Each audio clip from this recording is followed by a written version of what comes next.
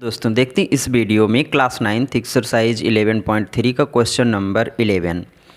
तो question number 11 दिया गया है, एक लंबवृत्तीय शंक्वाकार बर्तन की त्रिज्या 8.4 मीटर तथा ऊर्ध्वाधर ऊंचाई 3.5 मीटर है। ज्ञात कीजिए कि 1.96 घन मीटर आयतन वाले गेहूं के कितने बोरे बर्तन को पूरा भर देंगे।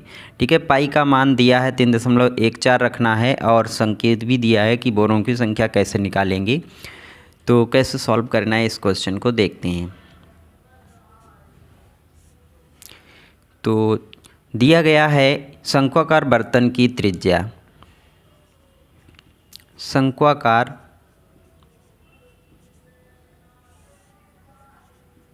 बर्तन की त्रिज्या, शंक्वाकार बर्तन की त्रिज्या R बराबर 8.4 मीटर ये दी गई है तथा ऊर्ध्वाधर ऊंचाई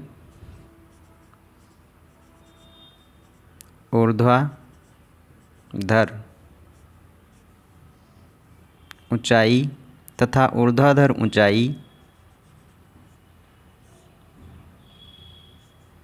H बराबर 3.5 मीटर ये दी गई है। ऊर्ध्वाधर ऊंचाई H बराबर 3.5 मीटर दी गई है। यानी एक बर्तन है जो शंक्वाकार है, शंकु के आकार का है,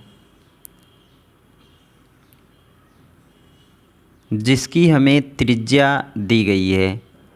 ठीक है, ये यहाँ से लेकर यहाँ तक R दी गई है 8.4 मीटर और ऊर्ध्वाधर ऊंचाई दी गई है 3.5 मीटर, 3.5। ठीक है, ये दी गई है।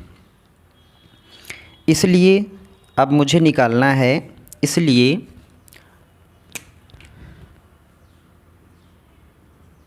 शंकु का आयतन बराबर, शंकु का आयतन बराबर, इसलिए शंकु का आयतन बराबर 1/3 पाई R² H बराबर। तो यहाँ से अब हम इसकी वैल्यू पुट करेंगे जो हमें दिया गया है। तो 1/3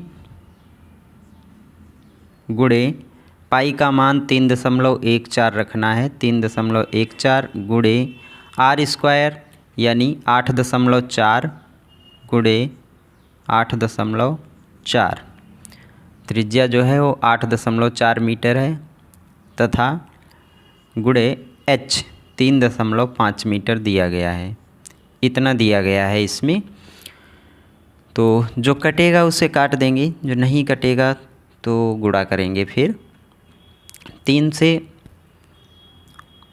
84 कट रहा है तो हम 3 से 84 को काट देंगे। ठीक है, तो आ जाएगा 3 से 84 को काट देंगे 2.8, 3 एकन 3 और 3 दूनी 6, 3 अट्ठे 24। तो ये जो है कट गया, यहाँ पे 2.8 आ गया। अब जो बचा हुआ है उसको यहाँ पर हम फिर से लिख लेंगे, यानी 3.14 बचा हुआ है, 3.14 गुणे 2.8 गुणे 8.4 गुणे 3.5 ये बचा हुआ है। ठीक है, इतना बचा हुआ है। तो अब गुणा करेंगे, पहले 3.14 और 2.8 की गुणा कर लेंगे पहले। तो गुणा करेंगे 3.14 और 2.8 की, तो ये आ जाएगा 8.792। ठीक है, इसकी गुणा करेंगे तो आ जाएगा 8.792। ठीक, तो 8.792 गुणे 8.4 गुणे 3.5। अब फिर से इसकी और इसकी गुणा करेंगे तो ये आ जाएगा 8.79 और 8.4 की गुणा करेंगे तब ये आ जाएगा 73.8528, 73.8528 गुणे 3.5 ये आ जाएगा अब फिर से इसकी गुणा करेंगे तो ये आ जाएगा, जब गुणा करेंगे तो 258.48 258.48 घन मीटर,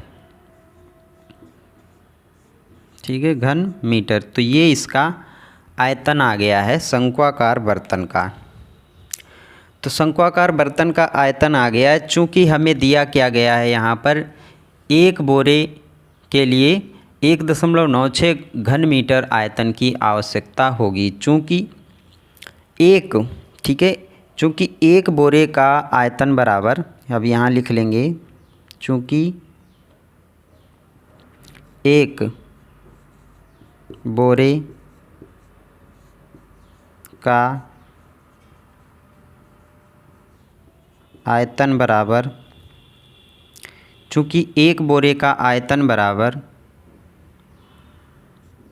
1.96 घन मीटर, ठीक है, ये दिया गया है।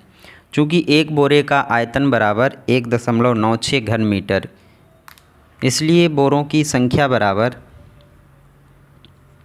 इसलिए बोरों की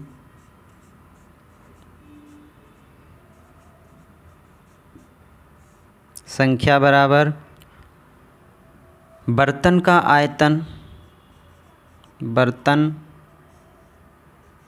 का आयतन, बर्तन का आयतन बटे एक बोरे का आयतन, एक बोरे का आयतन, बर्तन का आयतन बटे एक बोरे का आयतन, ठीक है। तो अब बर्तन का आयतन कुल निकला है 258.48। तो यहाँ पे हम लिख लेंगे बराबर 258.48 और बटे में एक बोरे का आयतन है 1.96, ठीक। अब हम क्या करेंगे, दशमलव हटाने के लिए हमें इसको पहले बराबर करना पड़ेगा, क्योंकि यहाँ दशमलव के बाद 4 अंक हैं, तो यहाँ 2 जीरो बढ़ा देंगे। तो यहाँ भी दशमलव के बाद कितने अंक हो गए, 4 अंक हो गए। अब हम इस डेसिमल को रिमूव कर सकते हैं, ठीक है, ये दशमलव हटा दिया मैंने।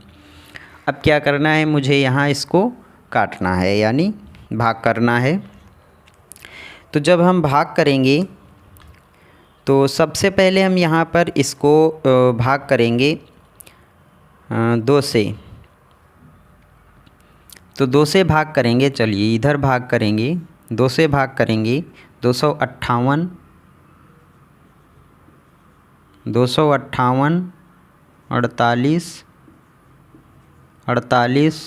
भागा, यानी भाग 19,600। तो इसको भाग करेंगे तो हाँ 4 से कर लेते हैं भाग, क्योंकि ये 4 से कट रहा है। तो 4 छंग 24 बचा 1 18, 4 चक्कू 16 बचे 2 24, 4 छंग 24, 4 दूनी 8, 4 एकन 4, 4 दूनी 8। तो ये कैंसिल हो गया। 4 चक्कू 16 बचे 3 36, 4 नेमा 36 और ये आ गया 00, ये कैंसिल हो गया, ठीक है। अब यहाँ पर जो बचा है उसको लिख लेते हैं आगे। तो ये आ गया है अब 64 62 12, 64 62 12 और बटे में बचा हुआ है 4900, ठीक है। तो अब हम इसको 2 से भाग करेंगे। जब 2 से भाग करेंगे तो 2 दूनी 4, 2 चक्कू 8 और 2 पंचे 10 और 0 ये आ जाएगा, ठीक है, 24 50। फिर यहाँ 2 से भाग करेंगे अब हम, 2 तियाँ 6, 2 दूनी 4 और 2 तियाँ 6 और 2 एकन 2 और 2 छंग 12, 0 बढ़ा के ये कट गया पूरा। तो 32 31 06 आ गया है। तो इसको लिख लेंगे अब बराबर 32 3106 और भाग में 2450, ये आ गया है। अभी ये 2 से एक बार और कट जाएगा। आप इसको आगे सॉल्व कर सकते हैं। तो 2 से आप इसको भाग करेंगे, तो जब 2 से भाग करेंगे तो ये 1225 आ जाएगा। यहाँ पे इसको काटेंगे तो 1225 आ जाएगा। चलिए मैं इसको काट ही देता हूँ। 2 एकन 2, 2 दूनी 4, 2 दूनी 4 और बचा 1 10, 2 पंचे 10, तो ये कैंसिल हो गया। 2 एकन 2, बचा 1 2 छंग 12 और बचा 2 एकन 2, बचा 1 2 पंचे 10, बचा 1 2 पंचे 10, 2 तियाँ 6, तो ये आ गया इस तरह से। तो 1225 से इसको भाग करेंगे तो यहाँ ये निकल कर आएगा, जब भाग करेंगे तो ये निकलेगा 131.88 बराबर 131.88। ठीक है, जो कि हम 1 मान के 8 को 1 मान के इसमें ऐड कर देंगे तो ये हो जाएगा 132। ठीक है, तो हमें निकालना था कि कितने बोरे उस शंक्वाकार बर्तन में कितने बोरों को पूरा भरा जा सकता है। ठीक है, कितने बोरे उस बर्तन को भर देंगे, तो 132 बोरे जो है उस बर्तन को पूरा भर देंगे। ये मुझे यहाँ निकालना था, यही आपका आंसर हो गया है। ठीक है, अब देखते हैं क्वेश्चन नंबर नेक्स्ट 12 नंबर। देखते हैं क्वेश्चन नंबर नेक्स्ट 12। एक शंकु की त्रिज्या तथा ऊंचाई में 6:8 का अनुपात है। शंकु का आयतन 768 पाई घन सेमी है। शंकु की त्रिज्या, ऊंचाई तथा तिर्यक ऊंचाई ज्ञात कीजिए। तो कैसे सॉल्व करना है देखते हैं इसको। हमें दिया गया है त्रिज्या तथा ऊंचाई में अनुपात, तो त्रिज्या अनुपात ऊंचाई बराबर 6:8 ये दिया गया है। माना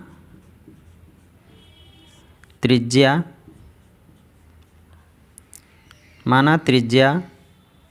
r बराबर 6x। ठीक है, हम यहाँ पर x मान रहे हैं इसलिए क्योंकि ये एक्चुअल यानी वास्तविक ऊंचाई और त्रिज्या नहीं है। ठीक है, वास्तविक त्रिज्या और ऊंचाई नहीं है, इसलिए यहाँ से पहले x का मान निकलेगा। ठीक है, जो x का मान निकलेगा फिर इस त्रिज्या और ऊंचाई में गुणा की जाएगी। ठीक है, जब भी अनुपात दिया होता है, अनुपात का मतलब है कि वो वास्तविक संख्या नहीं है। तो माना त्रिज्या r बराबर 6x तथा ऊंचाई h बराबर 8x। ठीक है, इसको लिखने के बाद में अब हम निकालेंगे जो हमें दिया गया है। ठीक, शंकु का आयतन 768 पाई घन सेमी दिया गया है, तो हम शंकु का आयतन यहाँ पे अब निकालेंगे। इसलिए शंकु का आयतन, शंकु का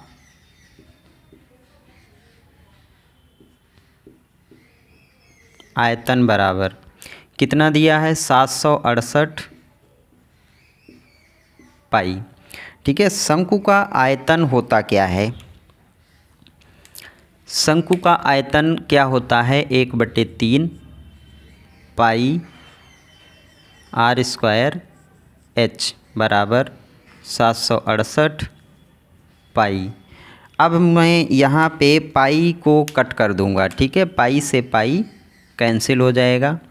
ठीक, तो r का मान रखेंगे अब 1/3 गुणे r का मान, r कितना है यहाँ पे 6x, तो 6x गुणे 6x गुणे h 8x बराबर 768। अब हम पक्षांतर करेंगे, हमें यहाँ से x का मान निकालना है, तो हम पक्षांतर करेंगे। अब तो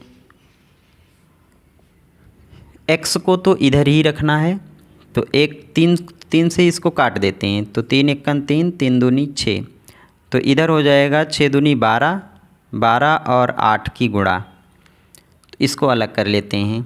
तो ये x की घात 3 हो जाएगा, x की घात 3 गुणे 12 × 96, ठीक है।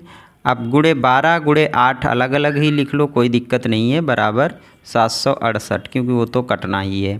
तो गुणा करके क्या करेंगे, तो इतना लिखने के बाद में अब हम इस 12 और 8 को इधर भेजेंगे और x की घात 3 को इधर ही रखेंगे। तो x की घात 3 बराबर 768 और बटे में, ये गुणे में है तो दूसरी साइड में जाएगा, भाग में जाएगा, तो 12 गुणे 8, ठीक है। तो 8 से काट देते हैं इसको, 8 छंग 48, 8 नेम 72, तो इसको काटते हैं 8 से, 8 नेम 72, 8 एकन 8, 8 नेमा 72, बच्चे 4, 48, 8 छंग 48, ठीक है। तो ये कट के 96 आ गया। तो 12 से 96 को काटेंगे, 12 × 8 = 96, तो 8 आ गया। तो x की घात 3 बराबर आ गया है 8, ठीक है। तो 8 को हम लिख सकते हैं x की घात 3 बराबर 2 गुणे 2 गुणे 2, 8 को लिख सकते हैं, ठीक है। इसके गुणनखंड करके, इसके हमने गुणनखंड कर दिए हैं। x की घात 3 बराबर 1 2 3, तो 2 की घात कितना हो जाएगा यहाँ 3, तो 3 और 3 कट जाएगा, तो x बराबर कितना आ गया 2, ठीक है। x बराबर 2 निकल के आया है। अब मुझे क्या करना है, इसलिए अब यहाँ पर हमारी त्रिज्या और ऊंचाई निकलेगी, इसलिए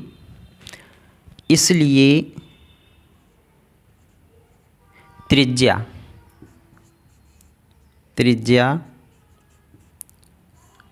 r बराबर, अब वास्तविक त्रिज्या निकलेगी, त्रिज्या r बराबर 6x, ठीक है। त्रिज्या क्या है 6x, तो बराबर 6 गुणे 2 बराबर 12 सेमी, ठीक है। तो ये त्रिज्या आ गई 12 सेंटीमीटर। ऐसे ही ऊंचाई